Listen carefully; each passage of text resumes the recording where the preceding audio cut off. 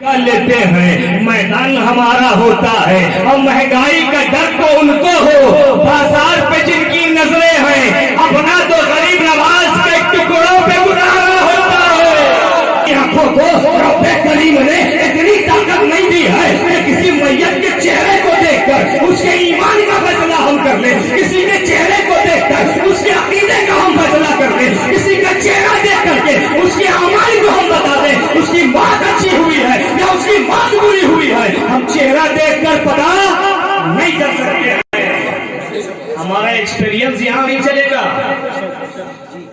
कभी ऐसा होता है बंदा गोरा गारा था, मोटा तगड़ा था शराबी लेकिन गोरा था, चिकना था, इंतकाल हो गया, चेहरा और भूल गया,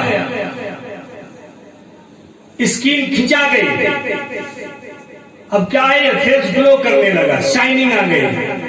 हमने देखा बड़ा नूरानी चेहरा, तुम्हें पता क्या है नूरानियत किसको कहते हैं? खाली गोरा होना नूर थोड़ी ना है। कोई नमाजी तो था मगर सांवला था या काला था, ऊपर से बीमार पड़ गए, साल 2 साल बिस्तर पे रह गए, चेहरे में झुर्रियां पड़ गई। और जब इंतकाल हुआ तो हमने समझा था तो नमाजी मगर चेहरे पे नूर नहीं है। तो ऐसे फैसला ना करें, आका अलैहिस्सलाम ने हमें प्यासा नहीं रखा है पैदा होने से लेके कब्र में जाने तक, बल्कि मैदान महशर तक क्या ऐसी बातें हैं जो आका ने बताई नहीं है? तुम सीखते क्यों नहीं हो? आका अलैहिस्सलाम ने 3 निशानी बताई, बड़े गौर से सुन लीजिए, ये बड़े काम की बातें, तकरीर नहीं समझिए मैं आपसे, आका अलैहिस्सलाम ने बताई है। वो 3 निशानी मिल जाए या उनमें से कोई एक मिल जाए, खुश हो जाए, चर्चा कराए, बताएं लोगों को। और अगर न मिले तो खामोश रहिए, चुप रहिए, बोलने की जरूरत नहीं है। जिंदगी भर तो हमने खींचातानी किया है, अब मर गया बेचारा, अब छोड़ दीजिए, अब उसने जो किया वो पालेगा। अब बुराई करके उसका ना आप कुछ बना सकते हैं न बिगाड़ सकते हैं।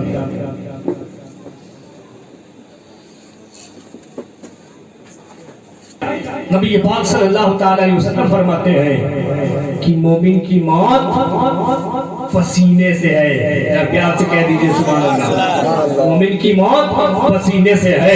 नबी पाक फरमाते हैं जब किसी का इंतकाल हो और उसके माथे पर पसीना नजर आए तो समझ जाना उसका खात्मा ईमान पर हुआ है। इनको बहुत डिस्टर्ब कर रहा है। दूसरी निशानी,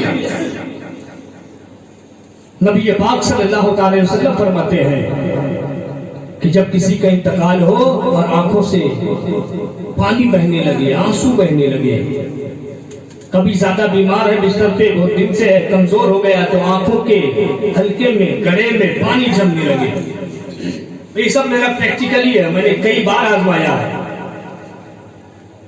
मैंने देखा है। आका अलैहिस्सलाम फरमाते हैं दूसरी निशानी कि जब किसी के इंतकाल की घड़ी हो और उसके आंख से पानी गिरने लगे, जब किसी की रूह निकले, आंख से आंसू बहने लगे, तो समझ जाना उसका खात्मा ईमान पर हुआ। दूसरी निशानी है ये। और तीसरी निशानी आका अलैहिस्सलाम फरमाते हैं कि जब किसी की रूह निकल जाए, दम निकल जाए और उसके बाद उसके नाक का ये नथना खुल जाए, सुराख बड़ा लगने लगे, तो समझ जाना खात्मा ईमान पर हुआ। ये 3 निशानी है, भूलेंगे नहीं ना, याद रहेगा। ये ईमान पर खात्मे की निशानी है। ऐसा नहीं कि चेहरा नहीं चमकता है, चमकता है, लेकिन सिर्फ चेहरे के चमक पे हमें धोखा नहीं खा जाना है। अक्सर ऐसा होता है जो चीज दिखती है वो होती नहीं, जो होती है वो दिखती नहीं, तब क्या करेंगे? 1 साल पहली बरसी है, ये पहली बरसी है। आप कौन है? उनके साहबजादे अल्लाह पाक। तकलीफ तो है, अज़ियत तो है, लेकिन सब्र के साथ है। रब ने सब्र दे दिया, तस्कीन मिल गई है, करार मिल गया। लेकिन उस वक्त ऐसा नहीं था। ये तो 1 साल की बात है, तो मैं आपको और करीब से समझाऊं। कभी आपने गौर किया हो, शायद हमारे बड़े भी मौजूद हैं, जब किसी का इंतकाल होता है मैयत घर में रखी रहती है, उस वक्त का माहौल, और फिर जब हम मैयत लेके कब्रिस्तान पहुंचते दफना करके वापस आते हैं, जब वापस आते हैं तो घर का माहौल बिल्कुल बदल जाता है। अभी जो जाने के वक्त जो बेकरारी थी, बेचैनी थी, बेसब्री थी, रोना चिल्लाना जो था, अब जब हम दफना करके आए हैं तो इत्मीनान मिल गया है, तस्कीन मिल गई है, सब्र मिल गया है। अब वो बेचैनी नहीं है, वो बेकरारी नहीं है, तकलीफ है, आंसू बह रहे हैं, लेकिन सब्र के साथ है। आखिर ऐसा क्यों होता है? 2 दिन घर में मैयत रखी रह जाए, रोते रहेंगे, चिल्लाते रहेंगे, बेसब्री है, बेकरारी है, सुकून नहीं, इत्मीनान नहीं है। लेकिन 2 घंटा नहीं हुआ है, हम दफना के आते हैं तो करार मिल गया, सुकून मिल गया। ऐसा क्यों होता है? रब्बे करीम फरमाता, मैंने बंदों पर 3 बड़े एहसान किए। देखिए, रब्बे करीम फरमाता, मैंने बंदों पर 3 बड़े एहसान किए।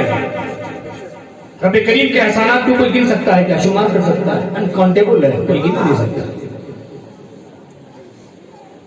रब्बे करीम ने हाथ पांव दिए, नाक कान दिए, आंखें दी, जिस्म दी, हुस्न जमाल दिया, ये सब एहसान है। जमीन और आसमान दिए, चांद सितारे दिए, एहसान है। माँ बाप भाई बहन दिए, उस्ताद दिए, एहसान है। इसके एहसान को कौन गिन सकता है? लेकिन इन एहसानों में रब कहता है, मैंने 3 बड़े एहसान किए। वो 3 बड़ा एहसान क्या है जो सबसे बड़ा? रब करीम फरमाता है, मैंने अपने बंदों पे 3 बड़े एहसान किए। पहला,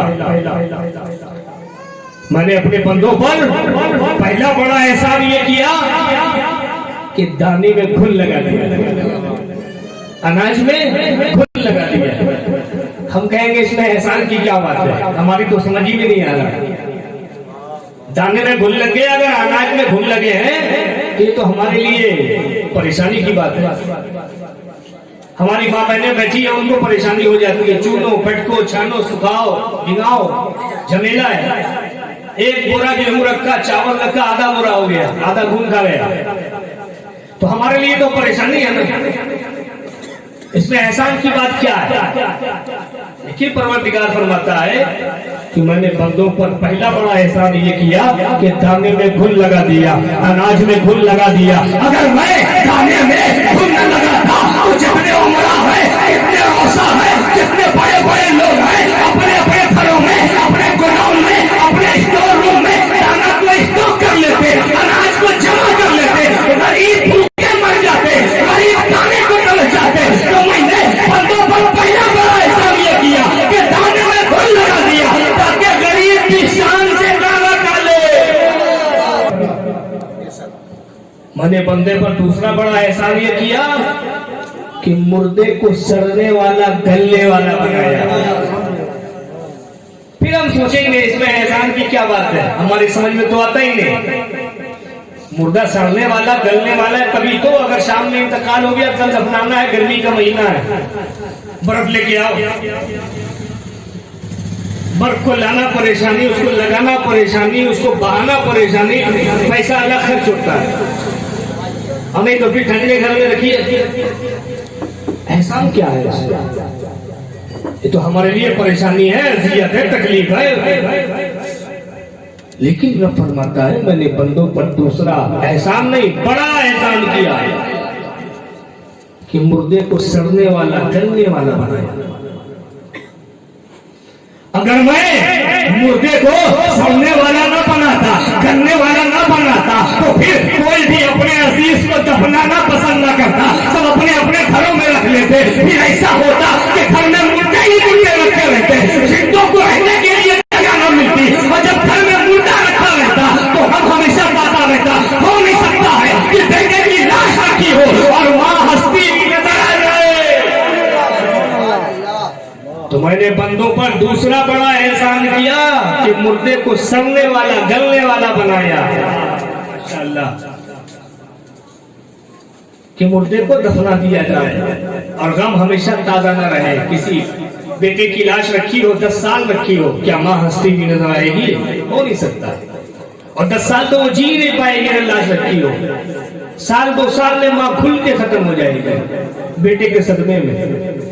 रब का एहसान है ये।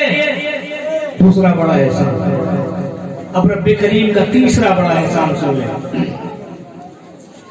परवरदिगार फरमाता मैंने बंदों पर तीसरा बड़ा एहसान किया। ये तीसरा बड़ा एहसान मैंने ये किया, जब किसी का इंतकाल हो जाता है तो उसके घर वालों को, उसके अजीजों को, उसके प्यारों को मैं सब्र दे देता हूँ, मैं करार दे देता हूँ, मैं तस्कीन दे देता हूँ। अगर मैं दिलों को सब्र न दूं, बेसब्र रखूं, बेसबूर रखूं, बेकरार रखूं, तो फिर एक के सदमे में एक के सदमे में एक का इंतकाल होता चला जाएगा, घर का घर वीरान हो जाएगा, बस्ती की बस्ती वीरान हो जाएगी। तो मैंने बंदों पर तीसरा बड़ा एहसान किया कि जब किसी का इंतकाल हो जाता है तो उसके घर वालों को मैं सब्र दे देता हूँ, उसके अजीजों को मैं करार दे देता हूँ। तीसरा बड़ा एहसान परवरदिगार का। अब ये सब्र कैसे देता है परवरदिगार? शुरू में अल्लामा जलालुद्दीन सयूती रहमतुल्लाह अलैह हदीस पाक नकल करते हैं। रसूल पाक सल्लल्लाहु अलैहि वसल्लम इरशाद फरमाते हैं कि हर कब्र पे एक फरिश्ता मुकर्रर है। जो मैंने कहा ना, जहां से मैंने नुक्ता लिया था कि मिट्टी देने से पहले, मैयत उठाने से पहले घर का माहौल अलग होता है, और जब हम मिट्टी दे के आते हैं तो घर का माहौल चेंज हो जाता, बदल जाता, करार मिल जाता, सुकून मिल जाता। तो वजह क्या है? वजह यही है कि रसूल पाक सल्लल्लाहु अलैहि वसल्लम फरमाते हैं कि हर कब्र पे एक फरिश्ता मुकर्रर है। जब लोग मिट्टी दे के वापस मिट्टी लेता है और फिर उसके घर वालों के तरफ, उसके असीसों के तरफ, उसके प्यारों के तरफ वो कब्र की एक मुट्ठी मिट्टी को फेंक देता है और कहता है आज से तुम लोग इसे भूल जाओ। ये कब्र की मिट्टी पड़ने का असर ये होता है, अब दिलों को करार मिलने लगता है, दिलों को सुकून मिलने लगता है। और अब बेहतरीन इस एक मुट्ठी मिट्टी की बरकत से दिलों को सब्र करके आए हैं। अपने मोहल्ले के कितने कफन, कितने मुर्दे को हम दफना करके आए हैं। हमें पता है कि एक दिन हमें मर जाना है।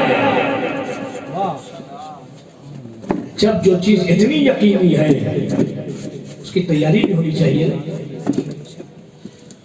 होनी चाहिए ना, तैयारी होनी चाहिए। कई साल पहले की बात है, 3 साल हो गए गालिबन, मैं रात में तकरीर करके 3 साढ़े 3 बजे अपने घर जा रहा था। अपने घर की आखिरी गली में गया,